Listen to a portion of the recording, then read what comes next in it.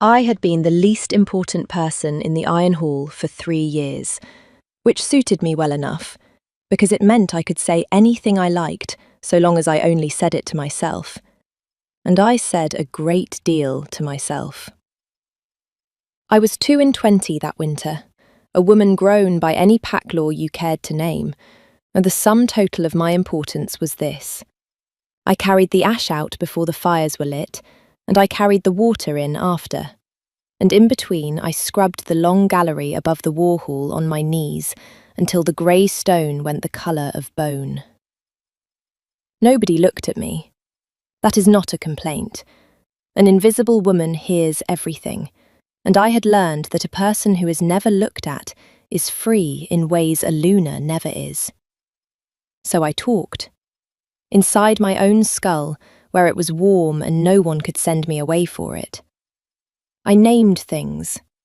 It was a habit I could not break and saw no reason to. The narrow back stair that ran from the kitchens to the upper corridors, the one that howled when the north wind found it, I called the throat, because that was what it sounded like at the dead hour before dawn. Something swallowing.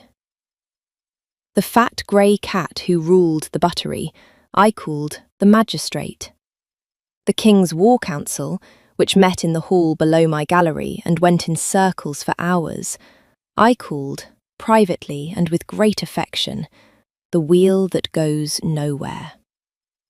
None of them knew their names. That was the point.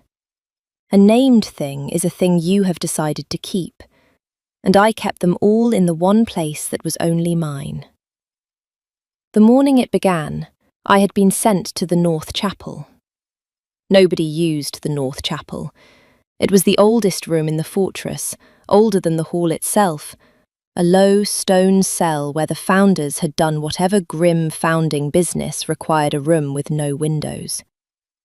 There was a grey stone set into the floor at its centre, smooth as a river pebble and the size of a sleeping cat, and the steward wanted the whole cell swept before the thaw, because a Margrave was visiting, and the Margrave was pious. The stone had a hollow worn into its top. Rainwater, I supposed, though there was no way for rain to reach it. I knelt to wipe it dry, and because my candle kept guttering in the draught, I worked the stone loose from its setting and propped the door with it to let in the corridor light. That was all I did. I moved a stone to prop a door. I have gone over that moment 1,000 times since, looking for the part where I should have known better, and there is no such part. It was a cold morning, the light was poor, and I wanted to see what I was cleaning. Any woman alive would have done the same. The stone was warm in my hands when I lifted it. I noticed that and thought nothing of it.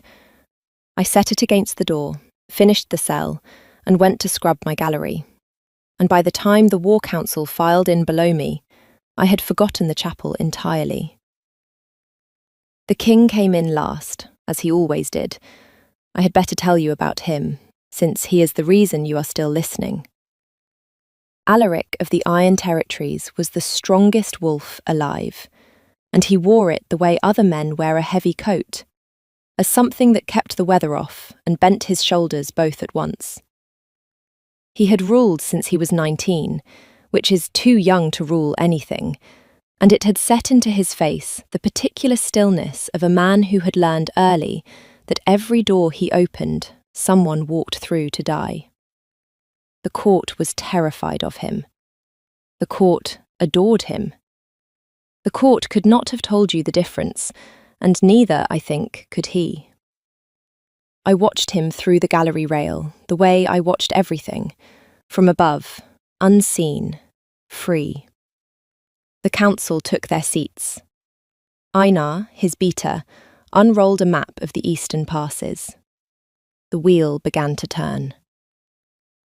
I went back to my stone and my brush and let their voices wash over me. And somewhere in the middle of it, without meaning to, I looked down at the king again and had a thought.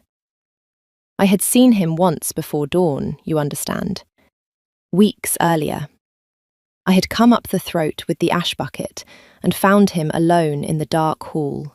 No fire lit, no guard, standing at the head of the empty table with both hands flat on the wood, like a man holding a table down in a storm. He had not heard me. I had backed away and said nothing, and I had thought about it more than I meant to since. So when I looked down at him that morning, ringed by his counsel, every man in the room leaning toward him for the next word, I thought what I had been thinking for weeks without letting it finish. Every one of them is afraid of him, I thought, and not a single one has noticed that he is tired in the particular way of a person who has not been permitted to be tired in a very long time. He holds the whole roof up. Nobody has ever once asked whether the beam would like to put it down. And the king of the Iron Territories went completely still. Einar kept talking. The map crackled, and Alaric raised one hand, not sharply, just a slow, flat lift of the palm, and the room stopped as though he had drawn a blade. He did not speak for a long moment. When he did, his voice came out wrong, scraped down to the wood of it. "We are finished for today." Einar's mouth opened. They were not finished. They were an hour from finished, and the Margrave's passes were not yet decided, and I knew this because the wheel had a rhythm, and I had cleaned to it for 3 years. "My king." "Today," Alaric said again, and stood and left. I knelt above them with my brush dripping grey water onto the stone and thought, with the smug certainty of a woman who believes she is the only person in the room who is truly paying attention, well, something has finally cracked the beam. I had no idea, I want that on the record, I had absolutely no idea that I had just been heard. The candles were the first strange thing. In the throat, at the turn where the stair was darkest, there had lived for 3 years a single candle stub in an iron bracket, a wretched, guttering thing that never threw enough light to climb by, and that no one ever replaced, because no one of any importance ever used the throat. I had complained about that candle to myself every single morning. I had composed entire speeches to it. The morning after the council ended early, I came up the throat in the dark with my bucket and put my hand out for the wall. And the wall was gold. 3 tall beeswax tapers stood in fresh brackets where the stub had been. Good ones, the kind that burned in the king's own rooms, that smelled of honey instead of tallow. The stair I had cursed for 3 years was lit like a feast. I stood there in the warm light, feeling, for no reason I could name, as though I had been caught at something. I asked Maeve in the kitchens. Maeve had run the kitchen since before I was born and missed nothing that happened below the level of a man's belt, which was most things that mattered. She said the steward had given the order. She said the steward had been baffled by it. She said the steward had asked the king twice whether he meant the back stair, the maid's stair, and the king had said, yes, the back stair, and had not explained himself, and you did not ask the king to explain himself twice. Somebody fell down it, like as not, Maeve said, kneading. Some lord broke his pride in the dark, and now we all get candles. She looked at me sideways. Why's your face doing that? It isn't doing anything. It was doing a great deal. I went up the lit stair to my gallery and told myself, firmly, that the world was full of coincidences, and a girl who read meaning into candles would read meaning into anything. Then the king had me brought to the library. I had never been in the library.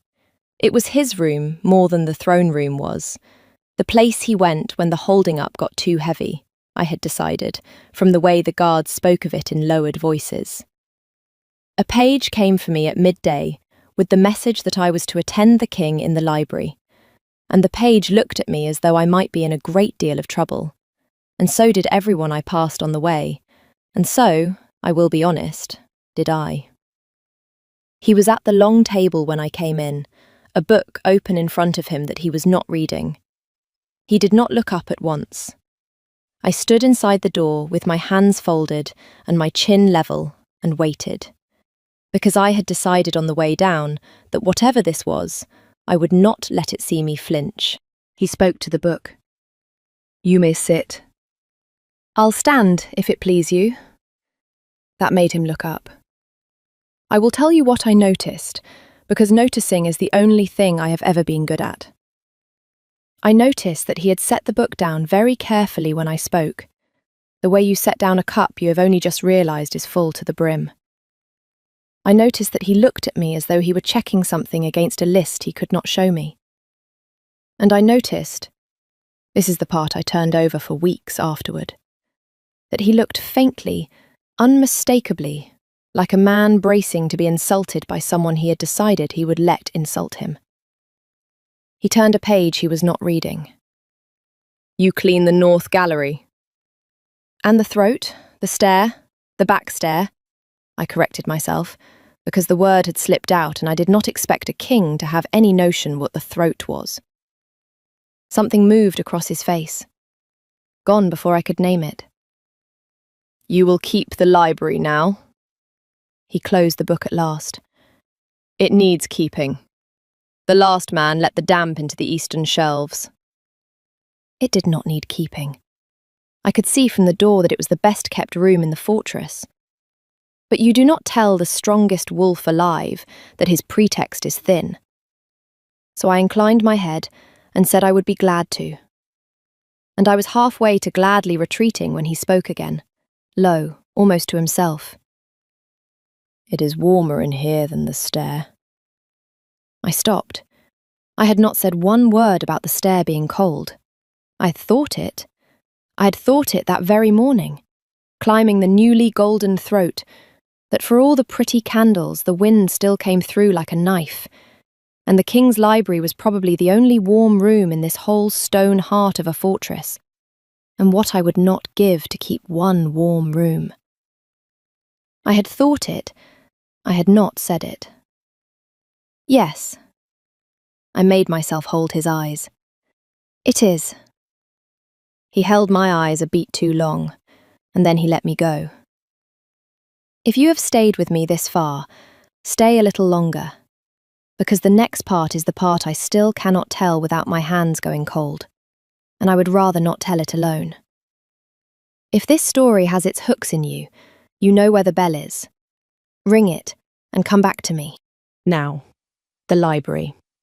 I want to be fair to myself, because hindsight makes fools of all of us, and I refuse to be made a fool of twice. I did not work it out for nearly a fortnight, and I had reasons. For one, the thing was impossible. For another, a person does not leap straight to, "he can hear my thoughts." A sane person exhausts every other explanation first, and I am, whatever else, a sane person. I decided he had spies. I decided I talked in my sleep, and some chambermaid reported it.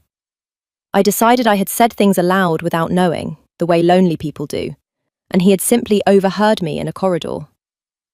I decided all of that, and then I tested it, the way you test ice you have already half decided to walk on.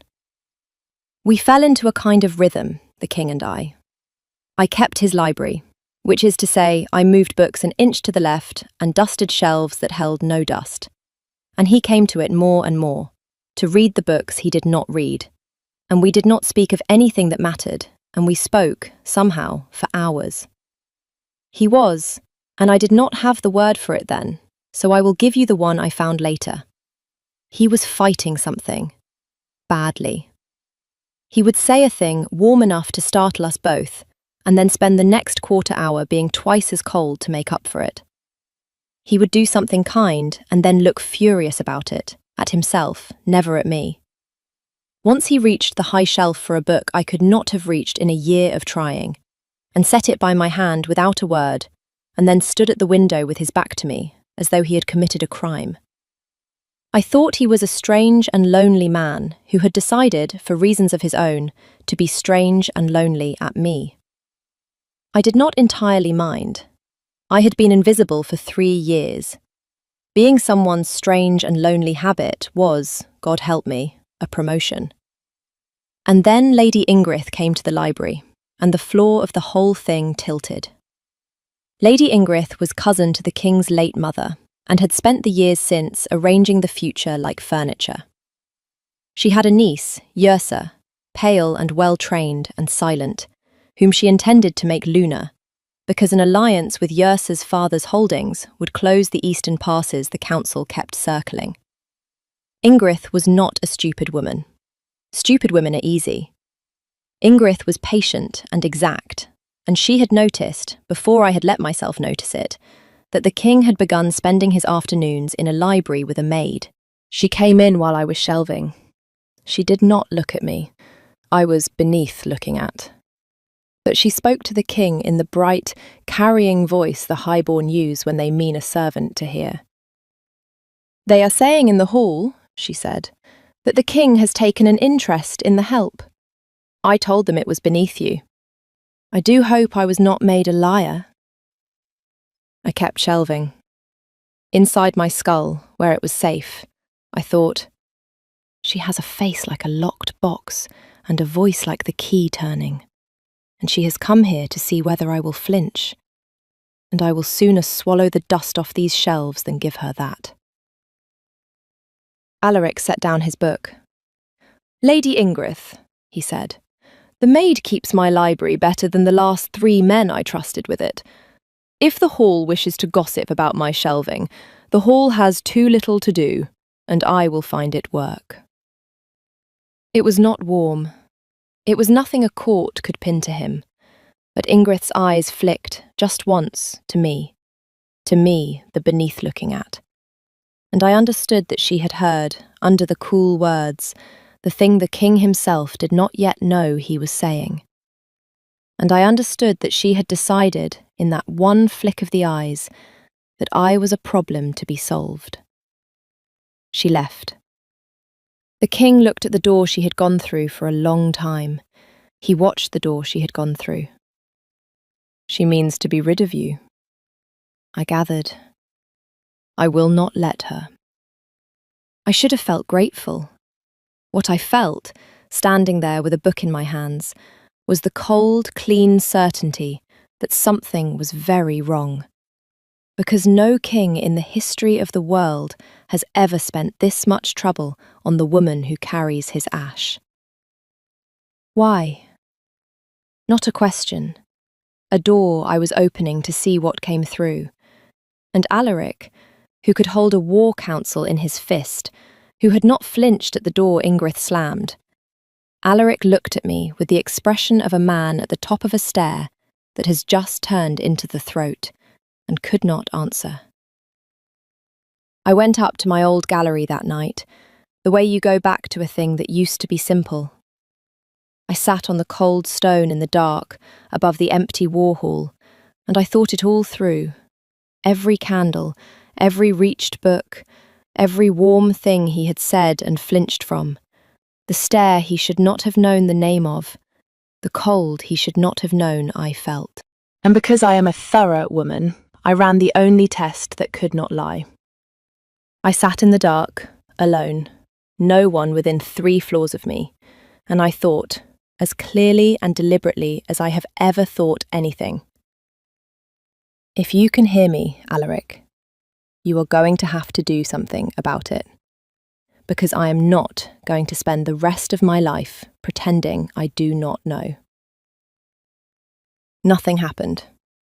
Of course nothing happened. He was asleep, or in his rooms, or being a king somewhere.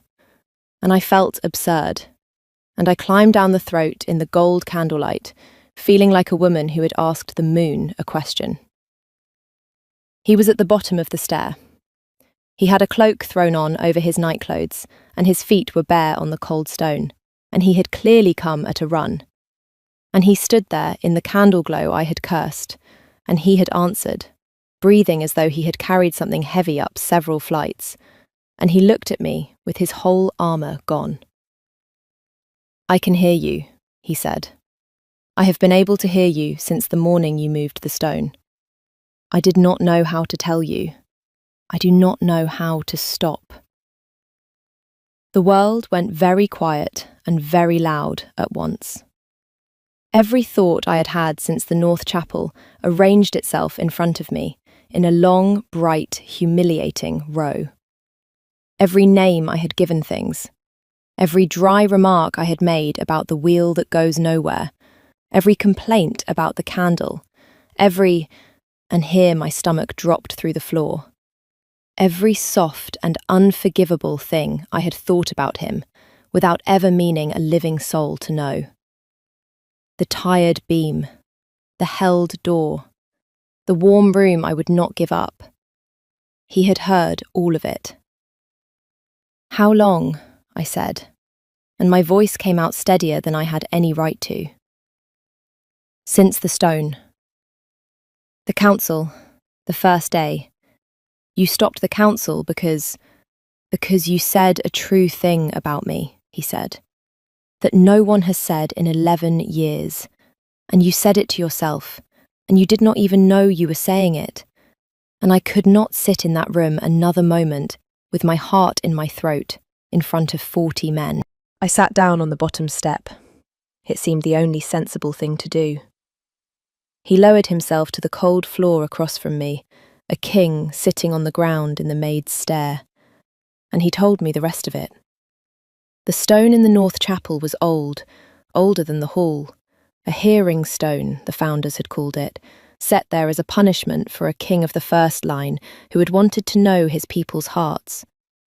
The magic gave him exactly that. It nearly killed him. A wolf is not built to carry another mind.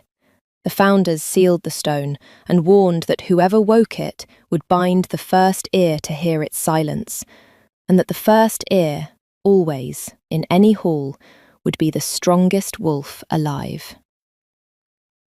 "You woke it," he said, "and the first ear was mine. And it's killing you." He was quiet a beat too long. "It is loud," he said, which was not no. I have been angry many times in my life. I have rarely been angry the way I was angry on that stair. A clean, towering, glorious anger that had nowhere to go, because the man I wanted to throw a bucket at had not chosen this any more than I had, and had spent a fortnight lighting my way and warming my room and standing between me and Ingrid, all while drowning in the noise of a stranger's every thought, and trying, in his graceless, flinching way, to be kind about it. "You absolute fool! You could have told me the first day." "And said what?" For the first time, something like a smile moved at the edge of him. "Forgive me. I am the strongest wolf alive, and I can hear you call my counsel the wheel that goes nowhere. It is a very good name for it. It is the best name for it. I have not been able to look at that table since." And I laughed. I could not help it, sitting on the cold step in the gold light with the impossible, ruined, honest fact of him in front of me. I laughed, and after a moment, like a man remembering how, so did he. That was the night I stopped being able to pretend it was nothing. Not because of the laughing, because when he laughed, he looked, for one unguarded breath, exactly like the man I had decided weeks ago that nobody had ever once asked to put the roof down. And I understood that I had not been wrong about him. I had only been wrong about whether he could hear me thinking it. Ingrid moved against me the following week, and she moved well. She did not accuse me of being a maid the king favoured. That was too small, and would only have made me a sympathetic figure. She accused me of being a witch. She had it half right, which is what made it deadly. She stood up in the great hall before the assembled court, with the pious Margrave watching, and the niece, Yrsa, pale at her side. And she said that the king had not been himself for a month, that he ended councils early and abandoned his duties and lit candles in maids' stairs, and that everyone had seen it. And that the change had begun the very morning a certain scullery maid had been sent alone into the oldest, cursed room in the fortress. She said the word ensorcelled. She said the old stone had been disturbed. She said there were rites, ancient and certain, for cleansing a hall of a witch, and that the safety of the king demanded one. And the terrible thing, the thing that turned the court's faces to me one by one, was that all of it was true. I had been in the chapel. I had moved the stone. The king had not been himself. I had no defence that was not the actual, unbelievable truth. And the actual, unbelievable truth, that I had accidentally given the king my every thought, and he had answered with candles, was not a thing I could say in a hall full of men with swords. The king could have ended it with a word. He did not get the chance. The Margrave, pious and useful, and exactly the ally the Eastern passes required, spoke first, and said that if there was a cursed stone and a cleansing rite, then in the sight of the old law it must be performed, and no king was above the old law, and to refuse it was to admit the witch had her hooks in him already. I watched Alaric understand that the trap had closed. To save me with his authority would prove Ingrid's case. To let the rite proceed. What does the rite require? The hall turned. A maid had spoken. Ingrid's mouth thinned with something that was almost pleasure. The source of the curse, she said, returned to the stone, and the stone closed over her. So, that was the shape of it. The rite would close the hearing stone, which had to be closed, I understood now, before it burned out the king's wolf entirely. And it would do it by feeding it the woman who woke it.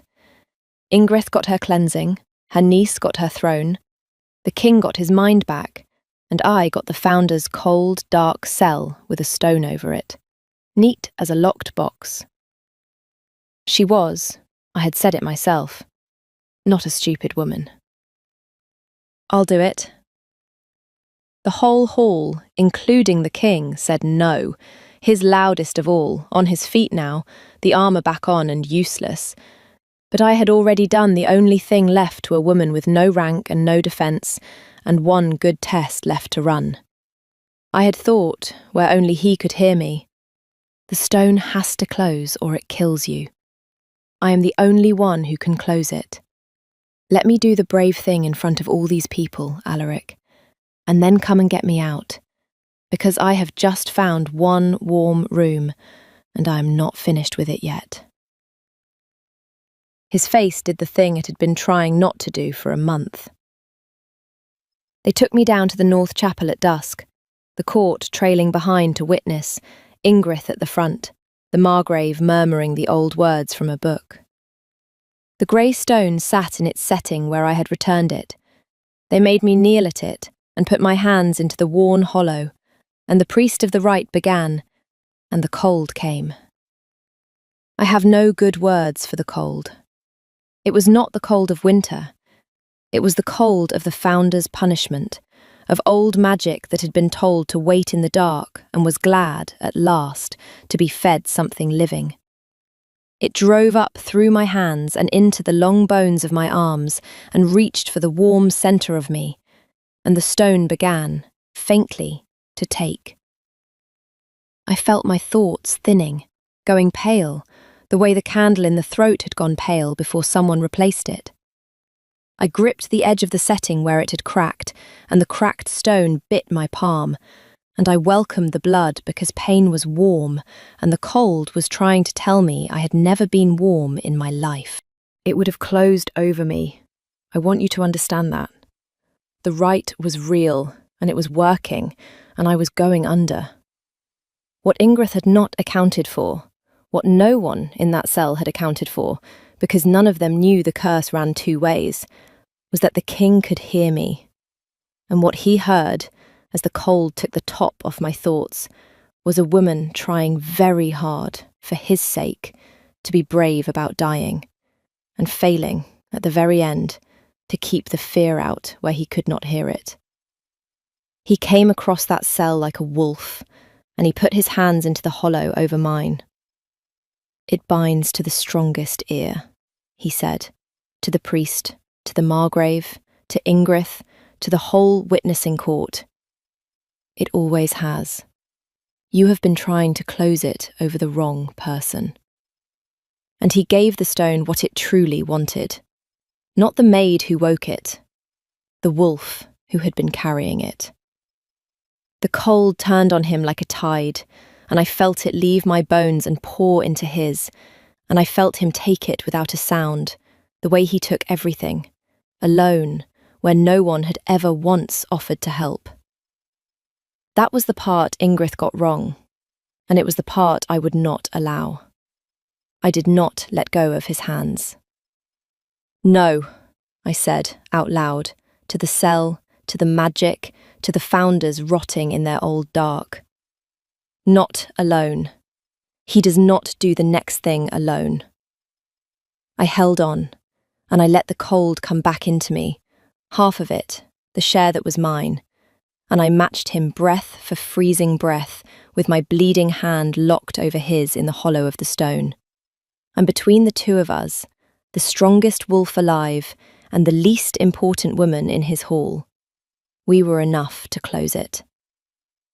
The stone took what it was owed from both of us and went quiet, truly quiet, sealed, cold, dead, done.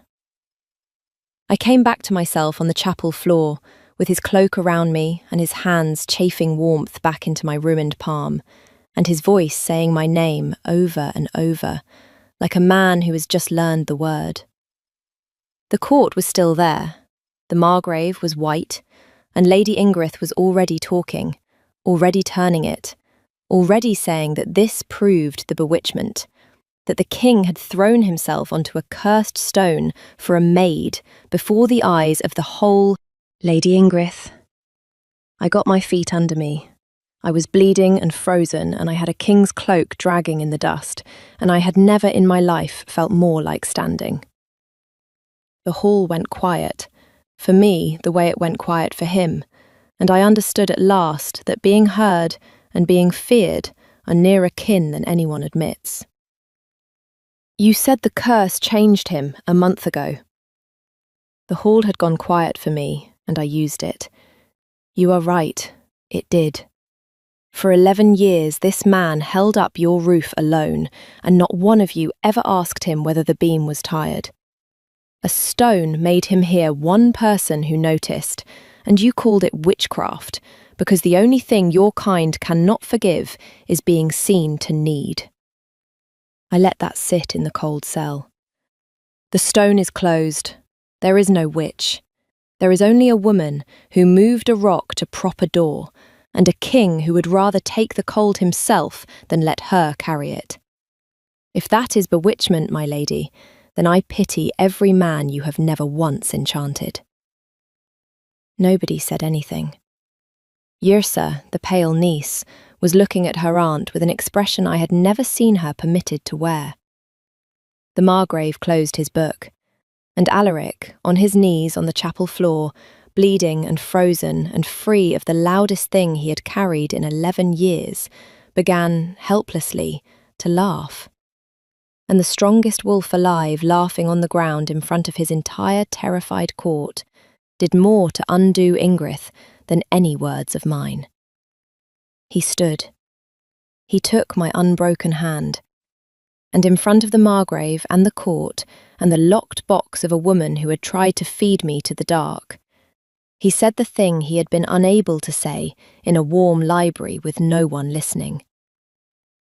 "I cannot hear you any more," he said, low, only the front rows close enough to catch it. "The stone is closed.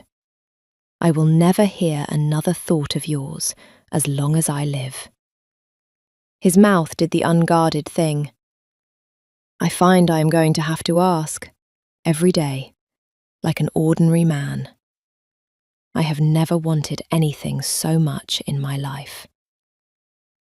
I will not describe the kiss, except to say that it was the first thing in 3 years I did not narrate to myself, because for once there was nothing to say to the dark that the light did not already know. There was fallout, of course. There is always fallout. Ingrid was not executed. Alaric was many things, but not a man who answered patience with blood. But she was stripped of her place at court and sent to her own holdings under guard, which, for a woman who had arranged the future like furniture, was very nearly the same as death.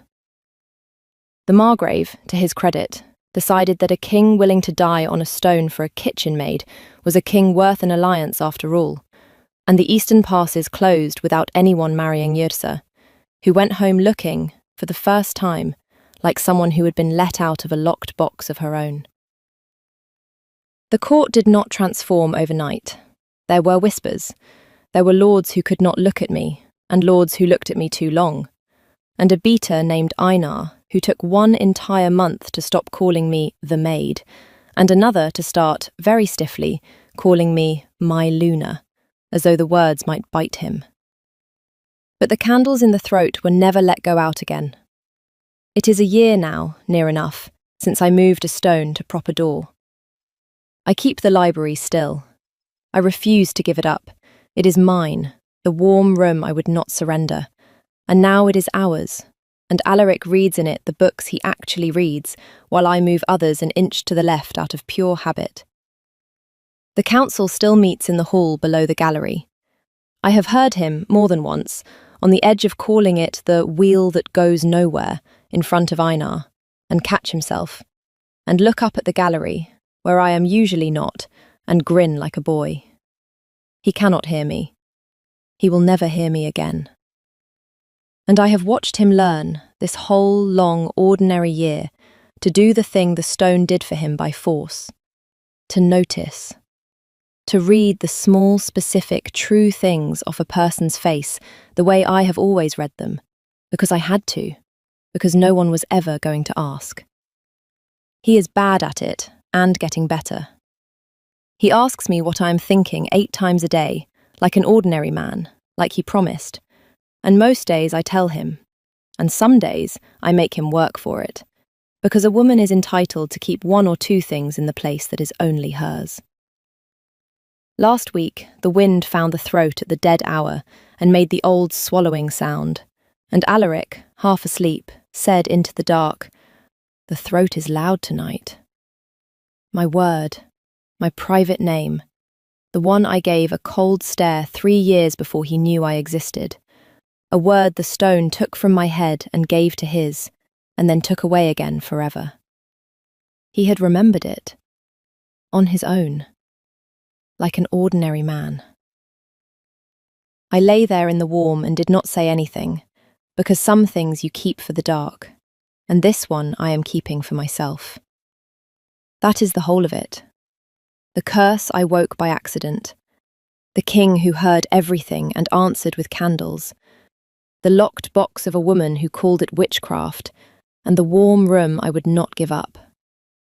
I have wondered, this whole year, how much of it you saw coming, and how much landed the way it landed on me, sideways, in the dark, at the bottom of a stair I had cursed every morning of my life. So tell me, did you know the moment he stopped the council, or did it take you as long as it took me? Sit with me a while in the comments and say where you are listening from tonight, and whether anyone has ever, even once, asked whether your beam was tired.